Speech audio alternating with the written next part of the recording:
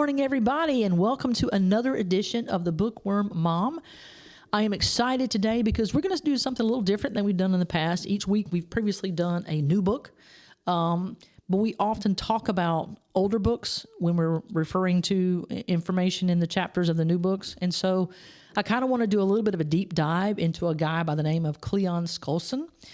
Cleon was a FBI agent, a very interesting guy. Unfortunately, he's not with us anymore.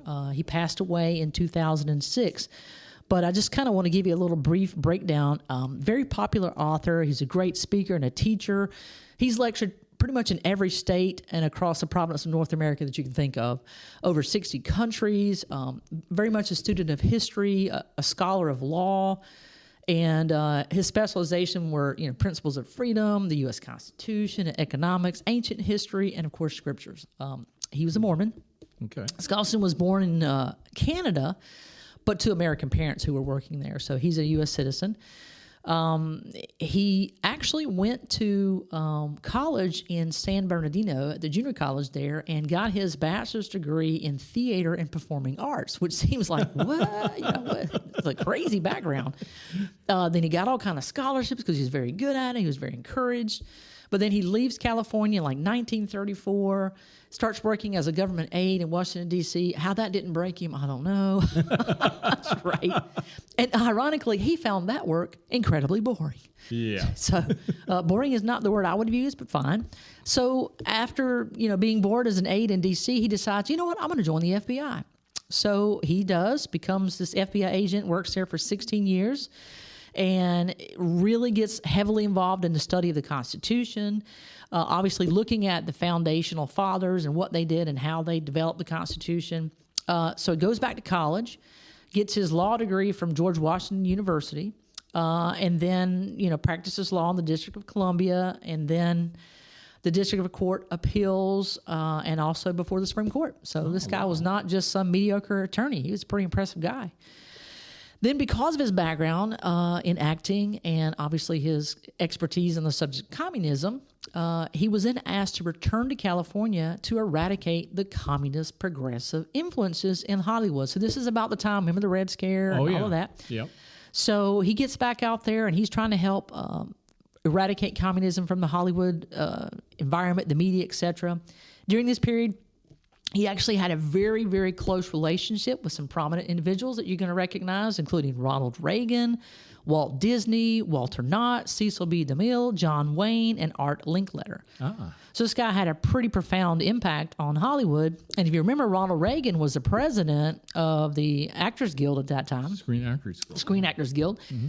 So he then maintains that friendship and basically is a mentor to Ronald Reagan on the Constitution before and during his presidency, Ronald Reagan's presidency. So pretty impressive.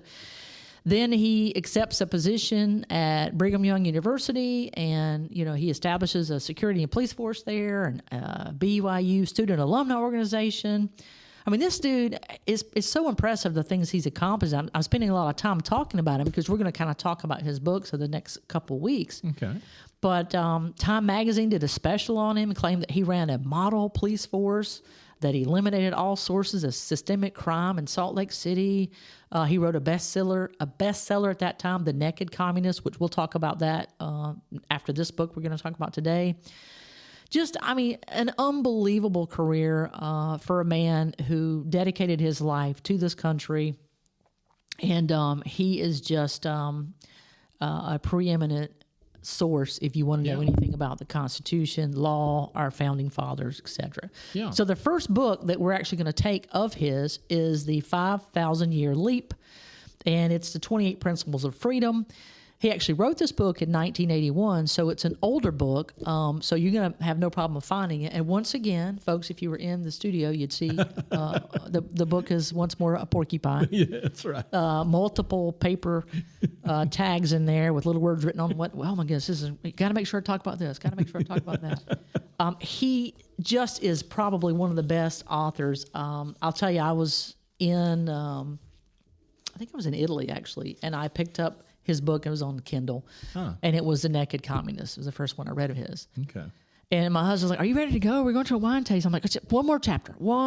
He's like, "I ain't got time for a chapter." I said, "Get 5 more minutes." So it was just that compelling of a read. Oh, my. But this book is more of a breakdown of our founding fathers. So he starts off at the very beginning with some really great quotes. And, it seems fitting that you would start the first quote from the President of the United States, who was first, George Washington. Mm-hmm. So George Washington had the following to say: "The power under the Constitution will always be in the people. It is entrusted for certain defined purposes and for a certain limited period." You hear that, Lindsey Graham? Limited period. "To representatives of their own choosing, and whenever it is executed contrary to their interest or not agreeable to their wishes, their servants can and undoubtedly will be recalled." So I'd like to see Lindsey Graham recalled along with a host of others. Amen. My goodness gracious. We have fallen away from that adage. That's true. The second quote that he gives is probably even my favorite, actually, and it's Thomas Jefferson. It says, "We in America do not have government by the majority. We have government by the majority who participate." Yes. And then he goes on, "All tyranny needs to gain a foothold is for people of good conscience to remain silent." Let's go back a little bit and talk about that majority who participate. I mean, in the last primary, I think here in Horry County, we only had like 8% turn out to vote. Yeah. And typically, if you're lucky, you get 12%. Folks, that is embarrassing. Yeah. There are countries out there that would love, you don't think the people in Iran would love an opportunity to have a free and fair election? How about the people in North Korea? True.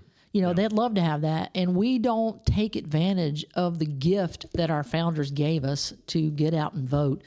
And ladies, 1920 didn't mean nothing. Come on. We now have the right to vote. What are we doing? Yeah. So we got to show up to those primaries, because I think the primary is even more important than the general election. Amen. It really is. It is. It's going to determine the caliber of candidates you have on the ticket. So it's imperative that you go out and vote in the primary. And the next primary here in South Carolina, while we're talking about primaries, I believe is June 9th. Is that correct, or is it June 11th? I think it's June 9th is the next primary. So it's an important one. We're going to be electing our governor. Hopefully a new U.S. Senator. We've got several people running against Lindsey Graham. I'm throwing all in for Mark Lynch. So let's see if we can't get some folks to get in there and vote Mr. Lindsey Graham, the warmonger, out of office. Okay. Mm-hmm. All right, so back to the book. The next quote is from another favorite of mine, Daniel Webster, of course, famous Webster Dictionary. Yeah. He says, "It is hardly too strong to say that the Constitution was made to guard the people against the dangers of good intentions." Ooh, hell is paved with them, right? "There are men in all ages who mean to govern well, but they mean to govern. They promise to be kind masters, but they mean to be masters. They think there need be but little restraint upon themselves. The love of power may sink too deep in their own hearts." Man, that is so true. Politicians make promises. I'm going to do this. I'm going to do that. And then they get in office and they don't do any of those things. That's true. Yeah. When I ran this last time, people asked me, what are you going to do? And I said, listen, I'm not going to make you any promises for anything that I cannot do by myself, because I'm one vote. And one vote is not going to be enough to do everything that all of these politicians are promising they're going to do. It's not possible. I'm going to stop slavery. I'm going to stop this. I'm going to stop all the people coming across the border. I'm going to stop tax. No, you're not. You're one vote. Yeah. You may vote the right way. So my promise was, I will vote according to the Constitution and according to what the majority in my district want. Now, sometimes that majority may go against what I personally believe, but as a representative, you don't put your beliefs before the people you represent, because that's the incorrect attitude. Yep. But far too many of our politicians put the interest of lobbyists and themselves before their, you get it. And then the last one actually comes from the Federalist. If you don't have a lot to do and you're really bored or you need something to help you go to sleep, read the Federalist. Just kidding. They can be interesting, but also a little bit dry. Yeah. These essays are a compilation of works by Alexander Hamilton, John Jay, and James Madison. So this one comes from number 51. It says, "If angels were to govern men, neither external nor internal controls on government would be necessary. In framing a government which is to be administered by men over men, the great difficulty lies in this. You must first enable the government to control the governed. And in the second place, oblige it to control itself. And I think we can all agree that when we stepped away and let government control itself, the wheels came off. Yeah. That's putting it mildly. So then he lays out these 28 principles, and each principle is a chapter. It's not a giant book, though, so don't panic when I say 28 principles, because let me go. Let's see here what we got. We skip past that. It's 310 pages total.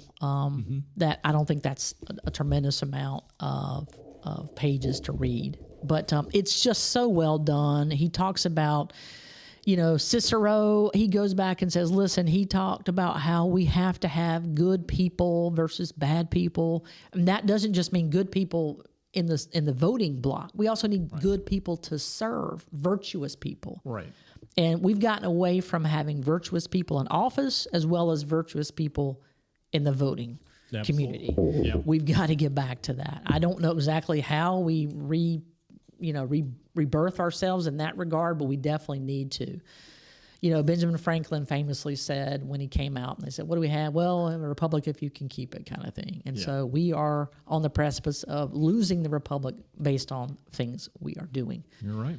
Yep. Now, there are lots of people that argue whether or not we are a Christian nation or not a Christian nation, whether we were founded on Christian principles. And of late, I've heard some crazy things that we were actually founded by Muslims. Have you heard that? That one was... Wow, okay. Yeah. There's a guy by the name of Alex de Tocqueville who came to the United States, a Frenchman, and said, what is going on over there in America? I want to know more about it. So he comes in 1831, and he was so impressed with what he saw here that he actually said that he wrote what is considered the best definitive study on American culture and Christianity and the constitutional system that's ever been published, or certainly published in that time. Mm-hmm. The particular book that he published in was called Democracy in America. And here's kind of what he says, just a little bit. On my arrival in the United States, the religious aspect of the country was the first thing that struck my attention. Let me read that again for those folks who say that our religion had nothing to do with the founding of this nation. A foreigner from France came to America and said, on my arrival in the United States of America, the religious aspect of the country was the first thing that struck my attention. And the longer I stayed there, the more I perceived the great political consequences resulting from this new state of things. So, it wasn't just American citizens who said, no, we have a Christian founding. It was others who came and saw and noticed and said, this is an observable, provable thing. The book goes on to break down things like racism and how it was effective and not effective, and what it should be, what it shouldn't be. Kind of one more tap onto the Christian country thing. We had a judge, the New York Spectator, August 23rd, 1831. The judge had the following to say: the presiding judge remarked that he had not been before aware that there was a man living who did not believe in the existence of God, that this belief constituted the sanction in law, that which gives binding force, of all testimony in a court of justice, and that he knew of no case in a Christian country where a witness has been permitted to testify without such belief. Back when we would swear in the Bible, so on and so forth. So I think that, to me, kind of puts it to bed, this whole idea that we don't have a country built on Christianity, that somehow it was built on deist. Now, I'm not going to tell you that there weren't members of our founding fathers who were not themselves deist, who believed in a God, but not in a particular Christian God. Right. But they all pretty much carried the same beliefs and virtue, the same principles that you would find in, say, the Ten Commandments found in the Bible. Judeo-Christian morality. Yes. Yeah. And that's where they derive their deist views from. Mm-hmm. So they may not have embraced, say, Jesus Christ as their Lord and Savior, but they certainly took the teachings and the written gospel into account when they made their decisions, when they put into place the things that made our country what it is. Yeah. Thomas Jefferson, obviously wasn't, I think he would consider himself a deist, but it's also clear that when he's writing the founding documents, that this guy had a true sense of a grounding of virtue of God, that he understood men need to have a center. They can't just be about self. They have to put, a being above themselves. So I think that's critical. He also goes on to talk about welfare, and he basically says it's unconstitutional. Yeah. Welfare is, and I cannot help but agree. Let's see here. He says, here's some highlights from the writings of our founders. Let's see. Do not help the needy completely. Merely help them to help themselves. I think one of the Benjamin Franklin quotes was, what was it? Build them a hammock. No, a safety net, not a hammock. So, you don't want them to be comfortable, but you catch them if they're going to fall. Give the poor the satisfaction of an earned achievement instead of rewarding them without achievement, which again goes back to we don't want to just give them free cash for sitting on their butt and doing nothing. Yeah. Allow the poor to climb the appreciation ladder from tents to cabins, cabins to cottages, cottages to comfortable houses. Where emergency help is provided, do not prolong it to the point where it becomes habitual. We have that as a problem right now for sure. And strictly enforce the scale of fixed responsibility. The first and foremost level of responsibility is with the individual himself. The second level is the family, then the church, next the community, and finally the country. And in a disaster or emergency, the state. Under no circumstances is the federal government to become involved in public welfare. What? Yeah. Wait a minute, we're doing that wrong. The founders felt it would corrupt the government and also the poor. No constitutional authority exists for the federal government to participate in charity or welfare. I mean, that is, folks, that is absolutely, there. You can't justify the federal government handing out dollars to anybody in the United States, and I'll even go one step further, giving charity to these foreign nations. It's ridiculous. It's not constitutional, and it needs to stop. We need to roll back in and let's really focus on what America First truly means. And it doesn't mean how many billions can we give to this country and how much can I scrape off the top. It's like I'm listening to Ron Paul. Really, truly, you are not that wrong. He talks about the greatest right of all is property. And this is one I could beat this drum until my last breath. Yeah. We have gotten away from the concept of property because truthfully, you and I, we may have a home, we may have a vehicle, but as long as we're having to pay a tax to the government for owning said property and said vehicle, we don't own it. No, we're renting it. We're renting it. Yeah. And so, some of the things they said is that all men are born free and independent and have certain natural, essential, and unalienable rights, which folks means they can't be taken away from you. They're God-given, creator-given, whatever you want to call it, among which may be reckoned the right of enjoying and defending their lives and liberties, that of acquiring, possessing, and protecting property. In fine, that of seeking and obtaining their safety and happiness. Now, that's from the wonderful writings of Mr. John Adams. So right now we have issues. I've seen certain states, like I know Florida's pushing for a lifting of property rights. Nancy Mace came and spoke here a few weeks back, and I spoke to her about it because she said, well, I'm going to try to take away income tax. And I looked around the room, and, I'm 55, and I was literally the youngest person in the room. And I said, I don't really think this applies to the people in this room. We're all retired.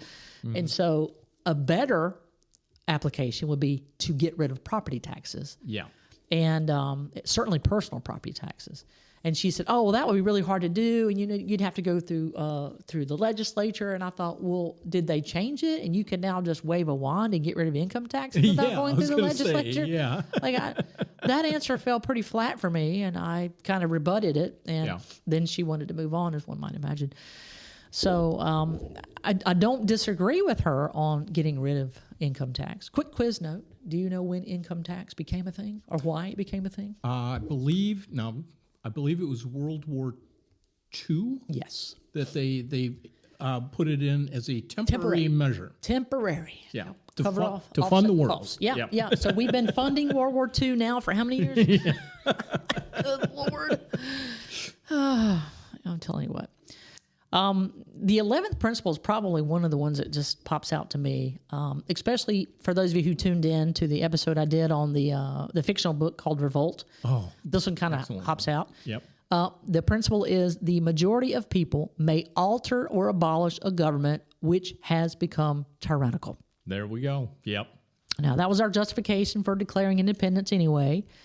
But I would say when a government starts to take away your right to own property, which is a unalienable right, then they are basically moving quickly towards tyranny, and we need to certainly put that back in check. So I'm all for stopping that nonsense, because if you take away some of that money, they won't be able to fund endless wars and welfare projects and illegal immigrants, putting them up in hotels, and fraud and all the things that we have going on in multiple states. Here in South Carolina, Minnesota, California, you got child care fraud, health services fraud, hospice fraud. I mean, fraud is just rampant, and we've got to get it back under control for sure. I think letting this continue to spiral out of control is not helping anybody. The 14th principle is going to hit back again on that property aspect. It says life and liberty are secure only so long as the right of property is secure. And folks, again, I've seen too many stories, I'm sure you have as well, of people who've had property and they've wanted to, build a smaller house or build an additional house for one of their children. Yeah. And they go and they have to get permits. Yeah. And the permitted office says, oh, no, sorry, you can't build that. Excuse me? Is it a safety issue?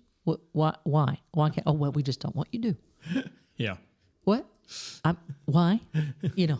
I understand if someone comes and says, well, I want to put in this factory and I'm going to build this chemical and it could be potentially poisonous for the environment. I understand having some restrictions on that. Or, your house is next to a church or a school and you say, I'd like to open up a brewery and start selling alcohol or whatever. Sorry, we have problems with that.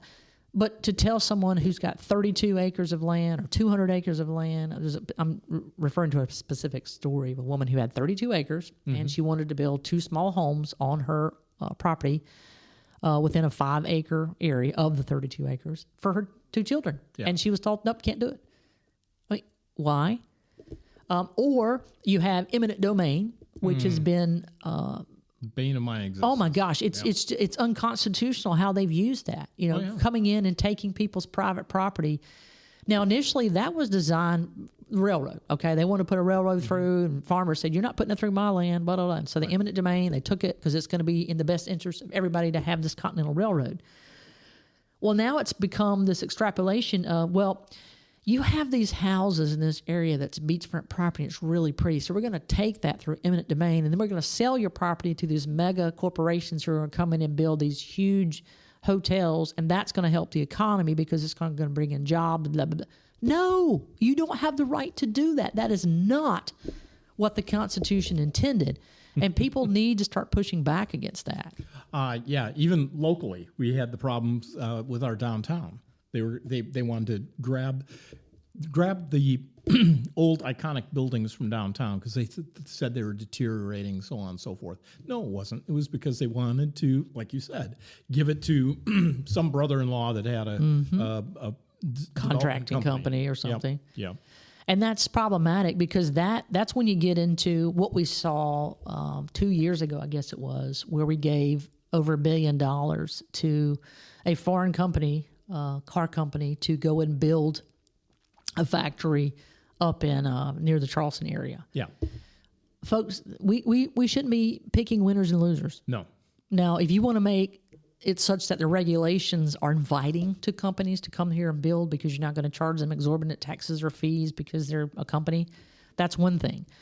But to give them a cash handout is absolutely absurd. I mean, it's infuriating. At the time, I was a small business owner, and I thought to myself, if you would split that up, they could have given, I think I did the math on it. It was like over $100,000 to over 26,000 businesses across South Carolina could have been given money. Oh, yeah. With that amount of money, I could have hired 2 people, which is way more than what they're going to hire. It drives me crazy when you've got these communities that are building these enormous sports centers. Yeah. Because the other one is 4 years old. I mean, they cost billions of dollars. It doesn't make any sense. None. Yeah. None. 15th principle, highest level of prosperity occurs when there is a free market economy and a minimum of government regulations. Talking to you, Mr. Mamdani. Highest level of prosperity occurs when there is a free market economy and minimal government regulations. So folks up in New York who are now suffering under the rule of a communist dictator, congratulations for voting in your demise, you foolish, foolish people. Oh, I grabbed the popcorn. It has been entertaining. Yeah, I particularly like De Niro, who was a big supporter of his. He's actually now complaining, I supported him, and now he's trying to raise taxes on me. I'm thinking, great. Glad to see it. That's right. But initially, of course, Mamdani was like, oh, I'm just going to raise taxes on the wealthiest. And now it's like, well, people that make $750,000 or have properties valued at $750,000, name a house in New York City that is not worth that amount. Exactly. Come on. You just about can't find those in South Carolina here anymore. I mean, they're getting True. up there. True. 18th principle, the unalienable rights of the people are most likely to be preserved if the principles of government are set forth in a written constitution. Plenty of countries attempted this without a written constitution, and they did not succeed. 22nd principle, a free people should be governed by law and not by the whims of men or judges who decide, well, he had a really hard upbringing, so you can't really blame him for murdering those 3 people. Yeah. You know. Well, it's really crowded in the jails right now. So It's terrible. We're just going to let him. We'll give him another chance. But, ma'am, this is his 12th chance. Well, he won't do it again. Right, son? You won't do it again, no, ma'am? Yeah. 13's unlucky. Yeah, right. And this is something that we need to address quickly because we are not producing enough citizens to replace ourselves. Yeah. The 26th principle, the core unit which determines the strength of any society is the family. Therefore, a government should foster and protect its integrity, not break it down by trying to create non-familiar organizations like transgender men and transgender women and it's ridiculous. Okay, we need to encourage people to marry and have children and do it in the way that is going to be beneficial to citizens. It doesn't take a village to raise a child. It takes 2 parents. Right, 2 virtuous, somewhat intelligent parents. Mm-hmm. And the last one that I'm going to end with is not the last principle, but is the one I'm going to end with is the 27th principle. And I end with this one because this is going to get us. It's like, what's going to get us in the end? I think this is going to be it: debt. Mm-hmm. The 27th principle, the burden of debt is as destructive to freedom as subjugation by conquest. As we watch our national debt spiral over the $1 trillion mark, I cannot help but imagine all of our founding fathers and mothers saying, what happened? Yeah. This is not what we meant. Benjamin Franklin, here's a quote: think what you do when you run in debt. You give another power over your liberty. That is exactly right. I mean, just to jump to China real quick, the, what is it called? Not BRICS, but their road initiative that they were pushing to spread China, whatever, philosophy, ideology, whatever, around the world. What they would do is they would go in and say, hey, we'll give you a loan for XYZ, and, we'll help you out. And they would give these loans knowing that the people they were giving the loan to couldn't afford to pay it back. And then they would basically secure that loan with property. And so, a year, 2 years goes by, as expected, they're unable to pay. And so China says, well, we'll just take this now. This will be ours. And so that's kind of what they were doing with their road initiative. Mm-hmm. And so we need to understand that is something that Trump is pushing back on that with his push in Venezuela and throughout South and Central America, even with the Panama Canal, et cetera. So there's a lot of things that this book was written in 1981. It is now 2026, and I can't think of one principle that he covers in this book that is not relevant to today. So if you want to pick up a book that reads like it was written last week, pick up this book, The 5,000 Year Leap by Cleon Skousen, and you will not be disappointed. You may be frustrated to see how far we've fallen from what our founders intended. Exactly. But it is a great starting point. Next week, we'll pick up another book that Cleon has written that is just as gripping and maybe even more timely. I'm amazed at how the number of books I've read in the past seem to just be applicable today. And again, it feels like this must have been written last week, or they must have written this at the end of last year. So it's a timeless read. It really is. Correct. It is a timeless read.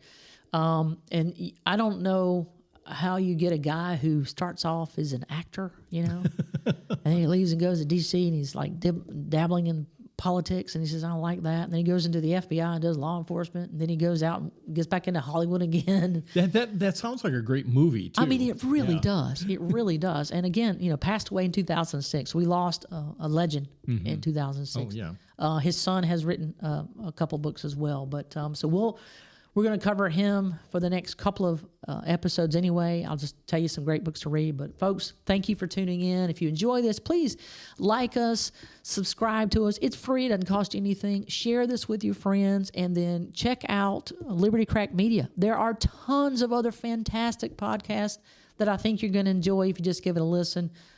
Pop it in your car, listen to it. Let us know what you think. Comment. We love to get your comments, suggestions. You got a book you think I should read and talk about? Be happy to do it. You written a book? Call us. We'll get you on here. Thank you so much. Well, thank you. And this has been another episode of The Bookworm Mom.